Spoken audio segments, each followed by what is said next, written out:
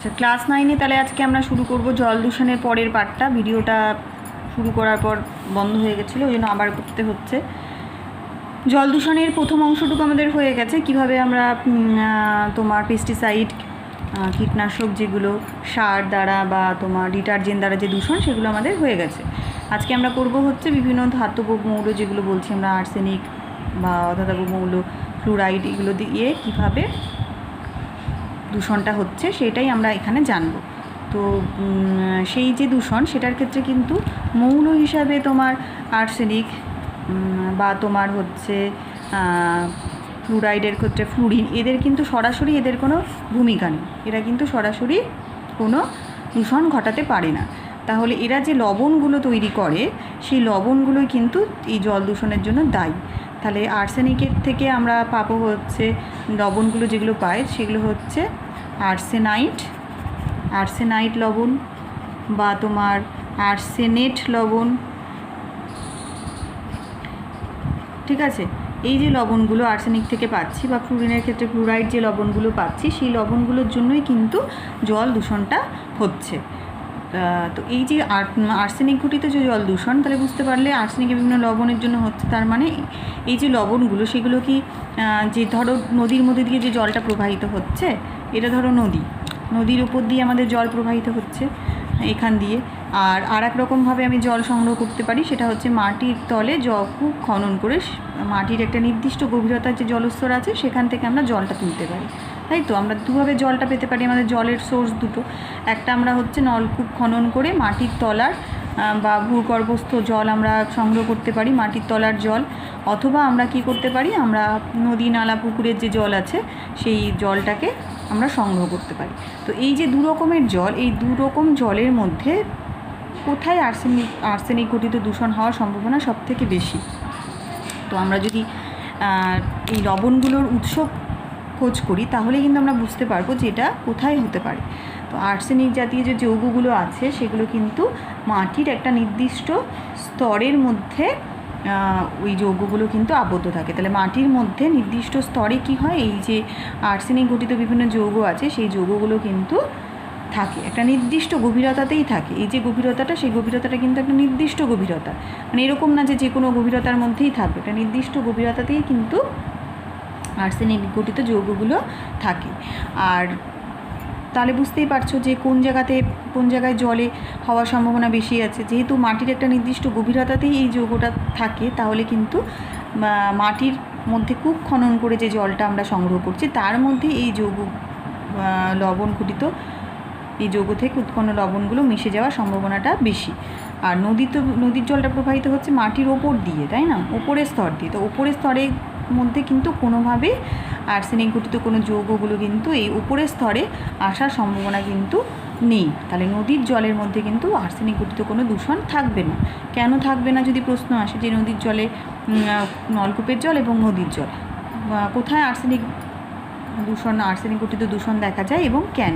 তাহলে উত্তরটা তোমরা নিজেরা আবার বলতে পারবে যে আর্সেনিক ঘটিত লবণ মাটির একটা নির্দিষ্ট গভীরতাতেই পাওয়া যায়, এবং যখন সেখানে কূপ খনন করা হয়, তখন ওই স্তরের মধ্যে যে বায়ু প্রবেশ করে, সেই বায়ুর সাথে ওই ধরনের লবণগুলো বিক্রিয়া করে দ্রাব্য আর্সেনিকের লবণে পরিণত হয়। তার মানে এই যে আর্সেনাইট লবণ, এগুলো হচ্ছে দ্রাব্য লবণ। তো দ্রাব্য লবণ হওয়ার জন্য জলের মধ্যে ওরা মিশে যাবে। প্রথমে যে যৌগগুলো ছিল, সেগুলো দ্রাব্যও হতে পারে, অদ্রাব্য হতে পারে। বেশিরভাগ অদ্রাব্য যৌগ ধরো আছে, কিন্তু যখনই এর মধ্যে যখন কূপ খনন করছি, কোনোভাবে বায়ু প্রবেশ করে, তখন বায়ুর দ্বারা এরা বিক্রিয়া করে জারিত হয়ে আর্সেনাইট বা আর্সেনেটের দ্রাব্য লবণে পরিণত হয়, এবং সেগুলো জলের মধ্যে এসে মিশে যায়। তখন সেই জলটা যখন আমরা কূপ খনন করে তুলি, তখন তার মধ্যে তাহলে আর্সেনিক ঘটিত, মানে সেই আর্সেনিকযুক্ত জলও কিন্তু থাকে, তাই না। সেই জলের মধ্যে আর্সেনেট লবণগুলো থেকে যায়। তো সেই জলটা পান করলে আমাদের শরীরে বিভিন্ন অসুখ দেখা যায়। কিন্তু নদীর ক্ষেত্রে কি হয়, যেহেতু নদীর জলটা মাটির উপরের স্তর দিয়ে প্রবাহিত হয়, তাই এখানটাতে কোনোভাবেই আর্সেনিক ঘটিত কোনো লবণ মেশার সম্ভাবনা থাকে না। তাই নদীর জল বেশি বিশুদ্ধ নলকূপের জলের থেকে। তো ওই জন্য কী করা হয়, দেখবে এখন বিভিন্ন শহরগুলোতে যে জলের সাপ্লাই হয়, সেগুলো কিন্তু নদীর জলকে পিউরিফাই করে সেই জলটাই শহরের সাপ্লাই করা হয়। তো আমরা দেখি যে কোথায় তোমার হচ্ছে দূষণটা দেখা গেছে। তো সবথেকে বেশি দূষণ দেখা যায় হচ্ছে মুর্শিদাবাদ জেলায়, সবথেকে বেশি দূষণ দেখা যায় মুর্শিদাবাদ জেলায়। এছাড়া আমাদের বাকি আরও 6টা জেলা আছে, সেখানে কিন্তু আর্সেনিকের জল দ্বারা জল দূষণ দেখা যায়। সবথেকে বেশি মুর্শিদাবাদে দেখা যায়, তারপরে হচ্ছে মালদা। তাছাড়া আমাদের আছে তোমার নদিয়া, উত্তর 24 পরগনা, তারপরে আছে দক্ষিণ 24 পরগনা, হাওড়া আছে, পূর্ব বর্ধমান আছে, হুগলি আছে। এই সমস্ত জেলার মধ্যে কিন্তু আর্সেনিক ঘটিত জল দূষণটা দেখা যায়। তো সবথেকে বেশি হচ্ছে মুর্শিদাবাদে এবং তারপরে মালদা। তো মালদা যেহেতু আমি থাকি, সেই জন্য এখানকার ব্যাপারটা জানি। এখানে কিন্তু বিভিন্ন জায়গায়, শহরে বিভিন্ন জায়গায় আর্সেনিক মুক্ত জলের সিস্টেম বসানো থাকে এবং বাড়িতেও কিন্তু বড় বড় জল ড্রাম ভরে ভরে আর্সেনিক মুক্ত জল সাপ্লাই দিয়ে যায় প্রত্যেকটা বাড়িতে।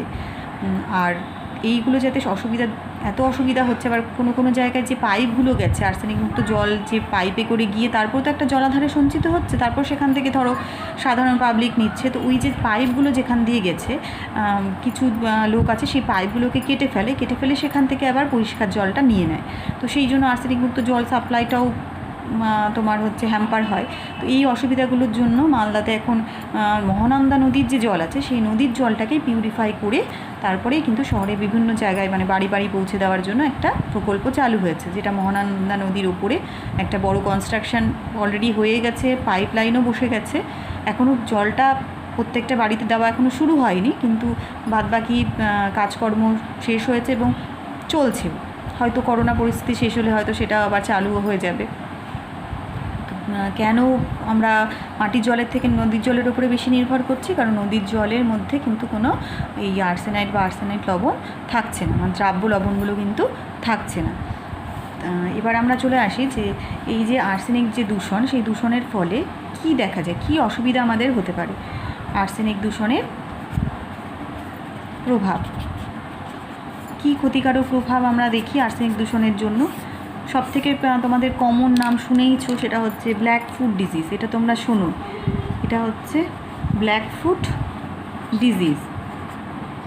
তো ব্ল্যাক ফুট এমনি যদি বাংলা করি তাহলে কালো পা অ্যাকচুয়ালি এরকমভাবে হয় না, হাতের তালু, পায়ের তালু, এগুলোর উপরে তোমার প্রথমে ফুসকুড়ি কালো কালো হয়, তারপর সেগুলো আস্তে আস্তে কালচে হয়ে যায়, চাকা চাকা দাগ হয়ে যায় এবং ক্ষতের সৃষ্টি হয়।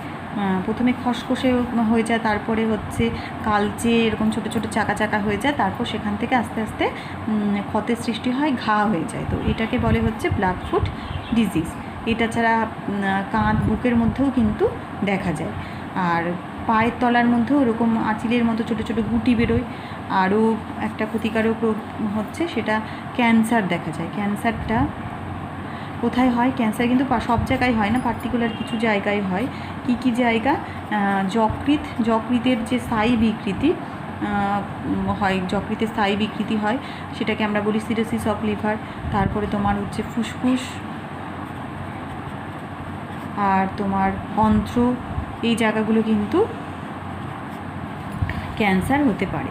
এছাড়া যদি আর্সেনিকযুক্ত জল পান করি তাহলে আমাদের কিন্তু প্রথম একদম প্রাইমারি স্টেজে আমাদের পেট ব্যথা করবে, পেট ব্যথা দেখা যায়, ডায়রিয়া হয়, এগুলো কিন্তু আমাদের দেখা যায়। এটা যখন অনেক বেশি হতে থাকে তখন বমির সাথে রক্ত বেরোতে থাকে এবং তখন কিন্তু বেশি যদি এরকম হয়, বেশি বমির সাথে রক্ত বেরিয়ে যাচ্ছে, পরিস্থিতি নিয়ন্ত্রণ করা যাচ্ছে না, তাহলে কিন্তু সেক্ষেত্রে রোগীর মৃত্যু পর্যন্ত ঘটতে পারে। তো এগুলো গেল আমাদের আর্সেনিক জাতীয় জল দূষণের প্রভাবে। আমরা দেখব যে তাহলে কি কোনো উপায় নেই যেখানে আর্সেনিকযুক্ত জলটা, মানে জল থেকে আর্সেনিক মুক্ত করে তারপর সেই জলটাকে কি খাওয়ার কোনো উপায় নেই? সেরকম কিন্তু অনেক রকমই উপায় আছে। কিছু ঘরোয়া উপায় আছে, কিছু সাধারণ আছে, কিছু এক্সট্রিম উপায় আছে। যেখানে জলে যেরকম আর্সেনিকের পরিমাণ সেই অনুযায়ী সেই প্রসিডিওরটা কিন্তু অ্যাপ্লাই করা হয়। তো সবথেকে সিম্পল হচ্ছে অধিশোষণ পদ্ধতি। বাড়িতে মানে যেখানে আর্সেনিক অধ্যুষিত অঞ্চল সেখানে টিউবওয়েলের মধ্যে এই ব্যবস্থাটা করা হয়। সিম্পল একটা ব্যাপার। এক্ষেত্রে আমাদের ব্যবহার করা হচ্ছে সক্রিয় অ্যালুমিনা ব্যবহার করা হয়। অ্যালুমিনা সংকেত কি? Al2O3। সক্রিয় অ্যালুমিনা ব্যবহার করা হয়। সক্রিয় অ্যালুমিনা কী করে? ওই যে তোমার আর্সেনেট আর নাইট যে লবণগুলো আছে সেগুলোকে কি করে, সেগুলোকে দ্রাব্য, এই লবণগুলো তো দ্রাব্য লবণ, এদেরকে কি করছে, এদেরকে সক্রিয় অণুগুলো শোষণ করে নিচ্ছে, মানে অধিশোষণ করছে। অধিশোষণের মানে তো জানোই, এগুলোকে অধিশোষণ করছে।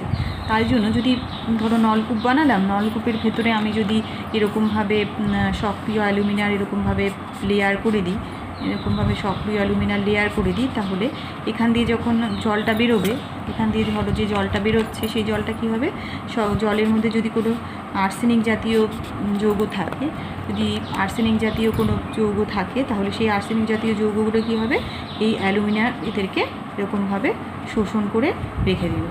তাহলে কিন্তু জলটা যেটা বেরোবে নলকূপ দিয়ে বাইরে, সেখানে কিন্তু আর কোনো আর্সেনিকযুক্ত যৌগ থাকবে না। তো এটা গেল হচ্ছে অধিশোষণ। এবার পরের যে পদ্ধতি সেটা হচ্ছে সহ অধিক্ষেপণ। সহ অধক্ষেপণ। অধক্ষেপণ মানেই বুঝতে পারছো, অধক্ষেপণ মানে হচ্ছে অধক্ষেপ পড়া, মানে নিচে এরকমভাবে থিতিয়ে পড়া। নিচে থিতিয়ে পড়লে কি হবে, আমি যে জিনিসটা যদি কোনো প্রেসিপিটেট নিচে এখানটাতে জমা হয়ে যায়, তাহলে আমি যদি ওপরের যে ক্লিয়ার সলিউশনটা আছে, ক্লিয়ার সলিউশনটাকে যদি আমি কি করতে পারি, ক্লিয়ার সলিউশনটাকে যদি আমি ফিল্টার করে নিতে পারি, তাহলে নিচে এই যে জমে থাকা জিনিসগুলো সেগুলো কিন্তু বাদ পড়ে যাবে। উপর থেকে আমরা পরিষ্কার জলটা পাবো, ফিল্টার করলে আমরা কি পাবো, পরিষ্কার জল পাবো। তো আমাদের এই পদ্ধতির উদ্দেশ্যটাই হচ্ছে যে আর্সেনেট আর আর্সেনেট জাতীয় যে যৌগগুলো আছে সেগুলোকে কি করা, সেগুলোকে কোনোভাবে অদ্রাব্য যৌগে পরিণত করা। মানে এরা তো দ্রাব্য তোমার এই লবণগুলো হয়ে আছে, এই লবণগুলো তো দ্রাব্য লবণ করে আছে।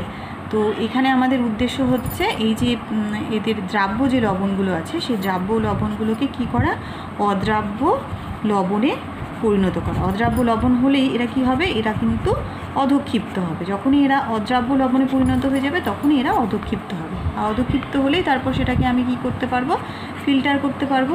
ফিল্টার করে আমি কি পাবো, আমরা পরিশ্রুত বা পরিষ্কার আর্সেনিক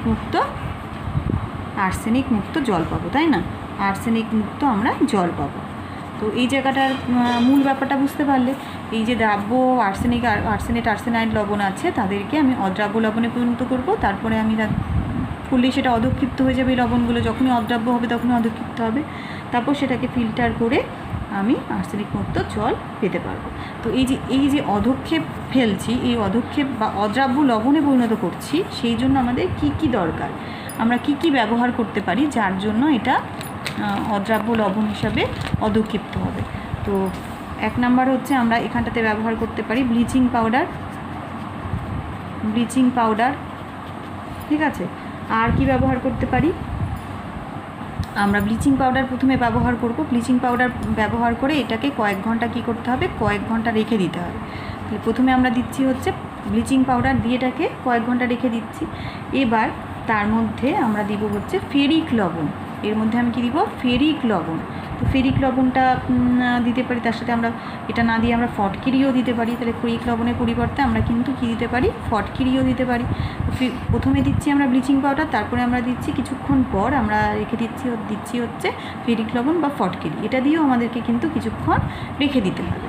এবার যখন আমরা রেখে দিব তখন আমরা দেখব কি এরা তোমার ফেরিক আর্সেনেট লবণে পরিণত হয়েছে। কী লবণে পরিণত হয়েছে, ফেরিক আর্সেনেট লবণে পরিণত হয়েছে। এই যে লবণটা সেটা হচ্ছে এরকমভাবে নিচে অধক্ষিপ্ত হয়, এটা অদ্রাব্য, এটা জলে অদ্রাব্য, তাহলে এটা নিচে অধক্ষিপ্ত হয়ে যাবে। এবার এই যে জল অধক্ষেপটা পেল, অধক্ষেপটাকে আমরা আলাদা করে আমরা আর্সেনিক মুক্ত জল পেয়ে যাব। তো এটা গেল বিভিন্ন যৌগ মিশিয়ে। আরও যদি সিম্পল আমরা ভাবি, আরও সিম্পল ফর্মে যদি আমরা ভাবি, তাহলে কিন্তু কি করা হয়, জলটাকে তুলে নিয়ে, যে জলটা আমরা তুলছি মাটির তলা থেকে, সেই জলটাকে তুলে নিয়ে সেটাকে কি করা হয়, সঙ্গে সঙ্গে না খেয়ে খোলা বাতাসে রেখে দিতে হয়।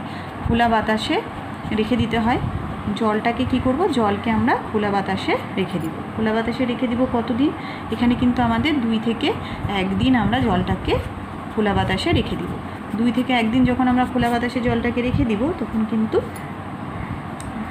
কিছুক্ষণ পর দেখা যায় কি নিচে অধক্ষেপ পড়েছে, এখানটাতে নিচে অধক্ষেপ পড়েছে। এবার সেই পদক্ষেপগুলোকে আমি একই রকমভাবে ফিল্টার করে ওপর থেকে পরিশ্রুত জলটা পাবো। কিন্তু এখানে যে মানে যেটা আমরা পাবো সেটা 60 থেকে 70% আর্সেনিক মুক্ত জল পাবো।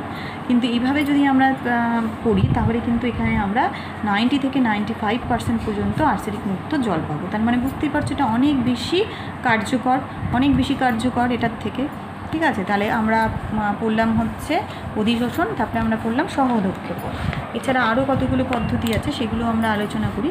তাহলে 3 নম্বর আমরা আলোচনা করব বিপরীত অভিস্রবণ। বিপরীত অভিস্রবণ পদ্ধতি। বিপরীত অভিস্রবণ পদ্ধতি মানে অভিস্রবণ মানেই এখানে অভিস্রবণ পদ্ধতি মানেই হচ্ছে একটা অর্ধবেদ্য পর্দা দরকার, তাই না? অভিস্রবণ হতে গেলে আমাদের একটা কি দরকার? অর্ধবেদ্য পর্দা দরকার। অর্ধবেদ্য পর্দা দরকার। তো এই পদ্ধতিতে যে অর্ধবেদ্য পর্দা ব্যবহার করা হয় সেটা কি দিয়ে, সেটার পার্টিকুলার একটা জিনিসেরই তৈরি, সেটা হচ্ছে সেলুলোজ ট্রাই অ্যাসিটেট।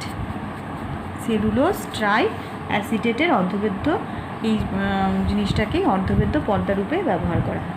তাহলে এখানে যখন অর্ধবেদ্য পর্দা হিসেবে ব্যবহার করা হয় তাহলে আর্সেনিক মুক্ত, এদিকে মনে করো যে আর্সেনিকযুক্ত জল আছে, এদিকে আমাদের যে জলটা আছে তাহলে হচ্ছে আর্সেনিক যুক্ত জল। এই অর্ধবেদ্য পর্দা ভেদ করে যখন জলটা এদিকে যাবে সেদিকে আমরা কি পাবো? এদিকে আমরা পাবো হচ্ছে আর্সেনিক মুক্ত জল। ঠিক আছে, অর্ধবেদ্য পর্দা দিয়ে আমরা পাবো আর্সেনিক মুক্ত জল। এটা কিন্তু একটা খুবই ভালো পদ্ধতি, আর অনেকটা বেশি পরিমাণে কিন্তু আর্সেনিক এখানটাতে দূরীভূত হয়। আচ্ছা, এবার আমরা আসছি ইউভি রশ্মির সাহায্যে। আমরা এবার করব ইউভি রশ্মির সাহায্যে। তো ইউভি রশ্মির সাহায্যে বুঝতেই পারছো আল্ট্রাভায়োলেট রশ্মি পাঠিয়ে এখানটাতে আর্সেনিকটাকে মুক্ত করা হয়। তো আমাদের যে যৌগগুলো আছে যেটা আমরা দেখছি জলের মধ্যে যারা থাকলে জলটা আর্সেনিক দ্বারা দূষিত হচ্ছে তারা কি, একটা হচ্ছে আর্সেনেট আর একটা হচ্ছে আর্সেনাইট আর আর্সেনেট, এই দুটো যৌগ আছে। তো এই দুটো যৌগের মধ্যে কিন্তু যেটা তোমার এই যৌগটা, সেই যৌগটাকে কিন্তু কি করা হয়, এই যে যৌগটা, এই যৌগটাই কিন্তু এখানে কিন্তু 3 হবে। আমি মনে হয় এর আগেরগুলোতেও সবই 4 দিয়ে দিয়েছি, 4 না, এটা কিন্তু 3 হবে। দেখো আগেরগুলোতেও আমি মনে দিয়েছি, এইখানটাতে 4 হবে আর এইখানটাতে 3 হবে। এই জায়গাটা একটুখানি ঠিক করে দিই তোমাদের এই জায়গাগুলো। আচ্ছা, এবার যেটা বলছিলাম আমি সেখানে আসি।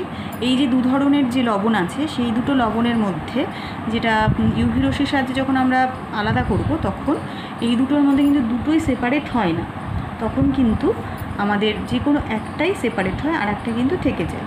তো আর্সেনাইট যে যৌগটা সেটা ইউভি রশ্মির সাহায্যে পাঠালাম, আবার তোমার হচ্ছে আর্সেনেট যে যৌগটা, তো এই দুটো যৌগের মধ্যে যেটা বলছিলাম সেটা হচ্ছে যখন দুটোই যৌগ থাকবে তখন কি দেখা যায় যে এর মধ্যে যেটা তোমার আর্সেনাইট আছে সেই লবণটা সেটা কিন্তু সরাসরি এরকমভাবে অধক্ষেপ হতে পারে না। শুধু এই যে লবণটা আছে এটাই কিন্তু ফেরিকের সাথে বিক্রিয়া করে ফেরিক আর্সেনেট হিসেবে অধক্ষিপ্ত হতে পারে। তো এটা অধক্ষিপ্ত হতে পারে, এটা কিন্তু অধক্ষিপ্ত হতে পারে না ফেরিক আর্সেনাইট হিসেবে। তো ইউভি রশ্মির সাহায্যে যখন পাঠানো হয় এটা পারছে না। তো প্রথমে যে ঘটনাটা ঘটে এখানটাতে, যদি এটা থাকে এটা তো সরাসরি ফেরিক আয়নের সাথে বিক্রিয়া করে নিয়ে এটা কি তৈরি করে নিতে পারবে, ফেরিক আর্সেনেট হিসেবে অধক্ষিপ্ত হতে পারবে, তাই না? এটা এই হিসেবে অধক্ষিপ্ত হতে পারবে, কিন্তু এটা সরাসরি এটার সাথে বিক্রিয়া করে অধক্ষিপ্ত হতে পারে না। তো প্রথম যেটা হয় সেটা হচ্ছে এটা অক্সিজেন দ্বারা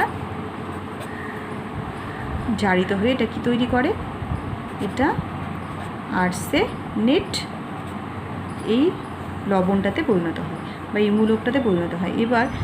এবার এটার সাথে বিক্রিয়া করে কিন্তু ফেরিক আর্সেনেট হিসেবে অধক্ষিপ্ত হতে পারে। তো ইউভি রশ্মির সাহায্যে আমরা দেখতে পাচ্ছি যে আর্সেনাইট সেটা অক্সিজেনের সাথে তারা জারিত হয়ে আর্সেনেট লবণ উৎপন্ন করছে, তারপরে সেই আর্সেনেট লবণটা ফেরিক আয়নের সাথে বিক্রিয়া করে সেটা ফেরিক আর্সেনেট লবণ হিসেবে অধক্ষিপ্ত হচ্ছে। ফলে আমরা এবার সেই অধক্ষেপটাকে আলাদা করে আমরা সেখান থেকে পরিষ্কার জল পাচ্ছি। আর যদি আর্সেনেট থাকে তাহলে সরাসরি সেটা ফেরিক আয়নের সাথে বিক্রিয়া করে আর্সেনেট হিসেবে অধক্ষিপ্ত হচ্ছে এবং সেটাকে আমরা পরিষ্কার করে সেখান থেকে আমরা আর্সেনিক মুক্ত জল পেতে পারি। আচ্ছা, এবার আমরা যেটা পড়বো সেটা হচ্ছে আয়ন বিনিময় পদ্ধতি। আয়ন বিনিময় পদ্ধতি। আয়ন বিনিময় পদ্ধতিতে কিভাবে করা হয়? আয়ন বিনিময় পদ্ধতি মানে বুঝতেই পারছো। আচ্ছা, এটা বলো তো কোন আমরা আয়ন করব, ক্যাটায়ন কি অ্যানায়ন করব? এটা দেখেই বুঝতে পারছো মাইনাস চার্জ আছে, তার মানে এটা হচ্ছে অ্যানায়ন বিনিময়কারী রেজিন আমাদের দরকার, তাই না? অ্যানায়ন বিনিময়কারী রেজিন দিয়ে আমরা এটাকে করব। অ্যানায়ন বিনিময়কারী রেজিন দিলে কি হবে, আমাদের যে অ্যানায়ন আছে সেটা কিন্তু রেজিনের মধ্যে থেকে যাবে আর রেজিন থেকে OH মাইনাসটা এখানে চলে আসবে। তো এক্ষেত্রে কিন্তু দুটো যে লবণ আছে, একটা তো তোমার আর্সেনেট আর আর্সেনাইট, তো এদের মধ্যে কিন্তু আর্সেনেট লবণটা এই পদ্ধতিতে দূর করা যায়, কিন্তু এটা দূর করা যায় না। মানে এটা রেজিনের সাথে OH মাইনাস রেজিনের মধ্যে যখন প্রবেশ করছে তখন আর্সেনেটটা এখানে থেকে যাচ্ছে আর এখান থেকে যখন বেরিয়ে আসছে তখন OH মাইনাসটা বেরিয়ে আসছে, কিন্তু কিন্তু আয়ন বিনিময় রেজিনের মধ্যে পাঠালে এটা OH মাইনাস দ্বারা এক্সচেঞ্জ হতে পারে না। তো এইভাবে যে জলটা আমরা পাচ্ছি সেটা আংশিকভাবে দূরীভূত হচ্ছে, তাই না? যদি দুটো লবণ থাকে তাহলে একটাই লবণ দূরীভূত হচ্ছে, একটা থেকে যাচ্ছে, তাহলে আংশিকভাবে আর্সেনিক মুক্ত জল কিন্তু এই পদ্ধতিতে আমরা পাচ্ছি। তো এইগুলো গেল মোটামুটি আমাদের আর্সেনিকের যে বিভিন্ন পদ্ধতি, আর্সেনিক দূষণ আমরা কিভাবে রোধ করব তার বিভিন্ন পদ্ধতি। এবার আমরা আসি হচ্ছে ফ্লুরাইড ঘটিত দূষণ। জলের মধ্যে যে ফ্লুরাইড আছে সেই ফ্লুরাইড ঘটিত দূষণ আমরা কিভাবে রোধ করব বা কেন হয়, আর যদি হয় তাহলে আমরা কিভাবে সেই দূষণটাকে নিয়ন্ত্রণ করতে পারি। তো আমাদের যেটা ফ্লুরাইডের মাত্রা সেটা কত 1.5 মিলিগ্রাম পার লিটার, তাই না? এটা হচ্ছে আমাদের স্বাভাবিক মাত্রা। এর থেকে যদি বেশি হয়ে যায় তাহলে কিন্তু সেটা আবার আমাদের স্বাস্থ্যের পক্ষে ক্ষতিকারক হবে।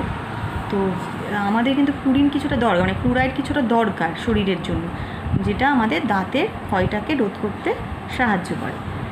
তো এইটা কোথায় কোথায় ফ্লুরাইড ঘটিত দূষণ দেখা যায়? পশ্চিমবঙ্গে যদি পুরুলিয়া জেলা, তারপরে তোমার পুরুলিয়ার সব জায়গায় না, কিছু কিছু ব্লকে ফ্লুরাইড ঘটিত দূষণ কিন্তু দেখা যায়। তো ফ্লুরাইড ঘটিত দূষণের জন্যও বুঝতে পারছো এটাও কিন্তু কোথায় হবে, মাটির তলে, মাটির নলকূপ দিয়ে যে খনন করা হয় সেই নলকূপের মাধ্যমে মাটির বিভিন্ন স্তরে থাকা যে ফ্লুরাইড ঘটিত খনিজ পদার্থ আছে সেই লবণগুলো দ্রাব্য লবণে পরিণত হচ্ছে এবং ভূগর্ভস্থ জলের সাথে সেগুলো যখন আমরা কূপ খনন করছি তখন আমাদের পানীয় জল হিসেবে ওপরে সেই জলের মধ্যে মিশে চলে আসছে। ফ্লুরাইড ঘটিত কী কী যৌগ খনিজ পদার্থ হিসেবে পাওয়া যায় সেটা আগে দেখি আমরা। খনিজ পদার্থ যার মধ্যে ফ্লুরাইড আয়ন থাকে সেগুলো কি কি, সেটা হচ্ছে ক্রায়োলাইট। প্রথমে আমরা দেখছি হচ্ছে ক্রায়োলাইট, তারপরে আমরা হচ্ছে ফ্লুরোঅ্যাপাটাইট। সেটা কি, সেটা তোমার ক্যালসিয়ামের ফসফেট জাতীয় যৌগ, এই দুজনেরই মিশ্রণ, এখানটাতে 3 অণু থাকে। আর ফ্লুওস্পার হচ্ছে ক্যালসিয়ামেরই ফ্লুরাইড লবণ। এরা হচ্ছে খনিজ পদার্থ হিসাবে মাটির মধ্যে উপস্থিত থাকে, তাই না? এটা মাটির স্তরে খনিজ পদার্থ হিসাবে এই সমস্ত যৌগগুলো মাটির স্তরে খনিজ পদার্থ হিসাবে এরা মাটির মধ্যে থাকে।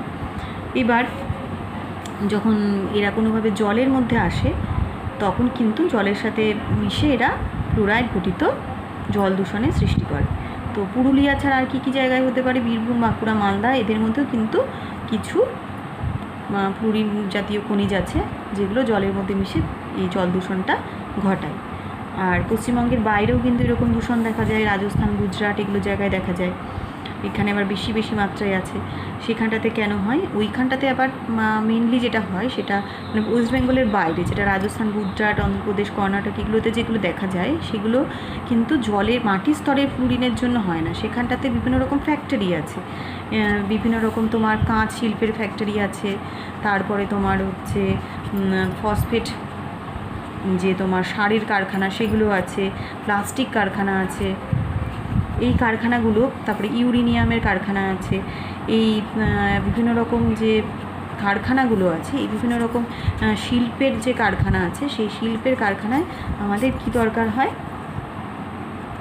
এইগুলোতে কিন্তু বিভিন্ন রকম ফ্লুরাইড যৌগ ব্যবহার করা হয় এবং এই যৌগ থেকে যে বজ্রগুলো নির্গত হয় সে তার মধ্যে কিন্তু বিভিন্ন রকম ফ্লুরাইড ঘটিত যৌগ থাকে। সেই ফ্লুরাইড ঘটিত যৌগ জলের মধ্যে এসে মেশে, ফলে সেখানে কিন্তু তোমার জল দূষণ প্রচুর পরিমাণে, সেই জলের মধ্যে ফ্লুরিন জাতীয় যৌগ থেকে জলটাকে প্রচুর পরিমাণে দূষিত করছে।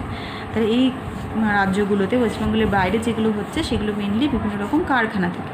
তো এইরকম কারখানা যদি আমাদের রাজ্যেও থাকে, আমাদের সেই রাজ্যগুলোর আশেপাশে যে জল আছে সেখানেও কিন্তু তাহলে ফ্লুরাইড ঘটিত দূষণ দেখা যাবে। তো এই জল দূষণের জন্য আমাদের কি কি রোগ হতে পারে, এখানে আমাদের যে রোগগুলো হয় সেই রোগগুলো মেনলি শর্ট প্রশ্ন হিসাবে আসে। একটা হচ্ছে ফ্লুরোসিস রোগ হয়। আর কি রোগ হয়, নকনি সিনড্রোম হয়, নকনি সিনড্রোম। এই ধরনের প্রশ্নগুলো কিন্তু কী হিসাবে আসে, শর্ট প্রশ্ন বা মাল্টিপল চয়েস হিসেবে বা 1 নম্বরের প্রশ্ন হিসেবে কিন্তু আসে। আর এগুলো তোমার পড়ার মধ্যে পুরো ডিটেলস 2-3 নম্বরের প্রশ্ন হিসেবে কিন্তু খুব একটা আসবে না, শুধু তোমরা এটাকে ছোট প্রশ্ন হিসেবে পড়ে রাখতে পারো। আচ্ছা, আর কি দেখা যায়, যদি প্রচুর দিন ধরে ফ্লুরাইড যুক্ত জল পান করি তাহলে কিন্তু থাইরয়েড সমস্যা দেখা যায়, আর আমাদের স্বাভাবিক বৃদ্ধি ক্ষতিগ্রস্ত হয়, বৃক্ক ক্ষতিগ্রস্ত হয়। সেগুলো বইয়ে আছে, এগুলো নিজে পয়েন্ট করে পড়ে নেবে। এবার আমরা হচ্ছে ফ্লুরাইড মোকাবিলার জন্য আমরা কি করব, মানে নিয়ন্ত্রণ আমরা কিভাবে করব। নিয়ন্ত্রণ করার জন্য একই রকমভাবে ওখানে আমরা যেমন দেখেছিলাম সক্রিয় অ্যালুমিনাম ব্যবহার করতে, এখানেও কিন্তু আমরা ব্যবহার করতে পারি হচ্ছে সক্রিয় অ্যালুমিনিয়াম। আমরা ব্যবহার করতে পারি সক্রিয় অ্যালুমিনিয়াম। সক্রিয় অ্যালুমিনিয়াম কী করবে, ওই যে ফ্লুরাইড ঘটিত যে লবণ আছে সেগুলোকে অধিশোষণ করবে, ফলে কিন্তু যে জলটা আমরা পাচ্ছি তার ভেতরে সেই নলকূপের ভেতরে যদি সক্রিয় অ্যালুমিনিয়াম স্তর থাকে তাহলে জলটা যখন বেরোবে তখন সেটা সক্রিয় অ্যালুমিনিয়ামে ফ্লুরাইডগুলো শোষিত হয়ে যাবে, আমরা ফ্লুরাইড লবণ মুক্ত জল পাবো। এছাড়া আর কি করা যায়, আরও একটা সিম্পল পদ্ধতি আছে, যদি জলের মধ্যে আমরা কী মেশাই, চুন আর ফটকিরি যদি মেশাই তাহলে কিন্তু দিয়ে এটাকে রেখে দিতে হবে। এটাকে কি করতে হবে, এটাকে রেখে দিতে হবে।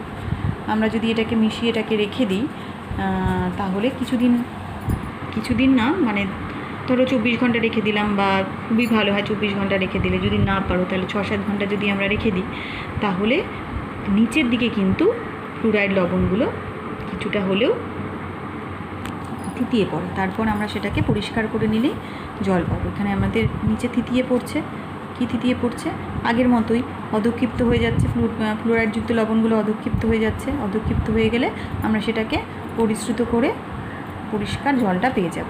তাহলে ফ্লুরাইড লবণগুলো যেগুলো ফ্লুরাইড লবণে পরিণত হচ্ছে, অদ্রাব্য ফ্লুরাইড লবণ পরিণত হলেই সেটা নিচে কি হবে, থিতিয়ে পড়লে সেটাকে আমরা পরিশ্রুত করে আমরা ফ্লুরাইড মুক্ত জল পাবো। তো এছাড়াও মানে যেগুলো আমরা আর্সেনিকের জন্য ব্যবহার করলাম, সেগুলো আর্সেনিক দূষণের জন্য আমরা যেগুলো ব্যবহার করলাম সেগুলোর মাধ্যমে আয়ন বিনিময় রেজিন পদ্ধতিতে ইউভি রশ্মির সাহায্যে সেগুলোও কিন্তু আমরা এখানটাতে অ্যাপ্লাই করতে পারি। তো এটা হচ্ছে খুব সিম্পল দুটো পদ্ধতি, জাস্ট দুটো জেনে রাখলেই হয়ে যাবে, ঠিক আছে। আচ্ছা, এখান থেকে আর দুটো শর্ট প্রশ্ন দেখবে এক্সট্রা ব্র্যাকেটের মধ্যে আছে, দুটো শর্ট প্রশ্ন হিসাবে। সেটা কি, সেটা হচ্ছে ইতাই রোগ একটা দেখো আছে, ইতাই বলে একটা রোগ আছে, ঠিক আছে। এটা একটা আছে, আর একটা আছে মিনামাতা। এই দুটো সম্পর্কে একটুখানি জেনে রাখবে। এই দুটো আমাদের বইয়ের সিলেবাসে পড়ার মধ্যে নেই, কিন্তু এক্সট্রা নোট হিসেবে এই দুটোকে পড়ে রাখতে হবে, কারণ এই দুটোও হচ্ছে তোমার বিভিন্ন ধাতু ঘটিত যে জল দূষণ সেগুলোর জন্য যে সৃষ্টি হওয়া রোগ সেটা। তো ইতাই হয়েছিল অনেক দিন আগে, এটা জাপানের তোমার টোয়ামাই যে তোমার জায়গা সেখানটাতে হয়েছিল। এটার জন্য যে ধাতুটা দায়ী সেটা হচ্ছে ক্যাডমিয়াম, এটার জন্য দায়ী হচ্ছে ক্যাডমিয়াম। তো এই ক্যাডমিয়াম ঘটিত জল দূষণের জন্য ইতাই রোগটা হয়েছিল। তো এখানটাতে এই রোগের জন্য কি সমস্যা হয়, এখানটাতে হাড় ও গাঁটের যন্ত্রণা হয়, তারপরে তোমার হচ্ছে হাড়ের মেনলি এফেক্ট হয়, হাড়ের যেগুলো হাড় আছে সেগুলো ভঙ্গুর হয়ে যায়, এমনকি তোমার ফুসফুসে ক্যান্সার পর্যন্ত এটার জন্য হতে পারে। তো ইতাই রোগ হয় ক্যাডমিয়ামের জন্য। আচ্ছা, মিনামাতাটা কোথায় হয়েছিল? মিনামাতাটাও হয়েছিল কিন্তু জাপানের। এটা মিনামাতা অঞ্চলে হয়েছিল, তার জন্য ওই অঞ্চলের নাম অনুসারে মিনামাতা রোগটা নাম দেওয়া হয়েছে। তো এখানের জন্য যে ধাতুটা দায়ী সেটা হচ্ছে মার্কারি। তাই এটা মিনামাতা রোগ হয় মার্কারি প্রভাবে। মার্কারি যে জিনিসগুলোর মধ্যে মার্কারি আছে তোমার, সেগুলো কিন্তু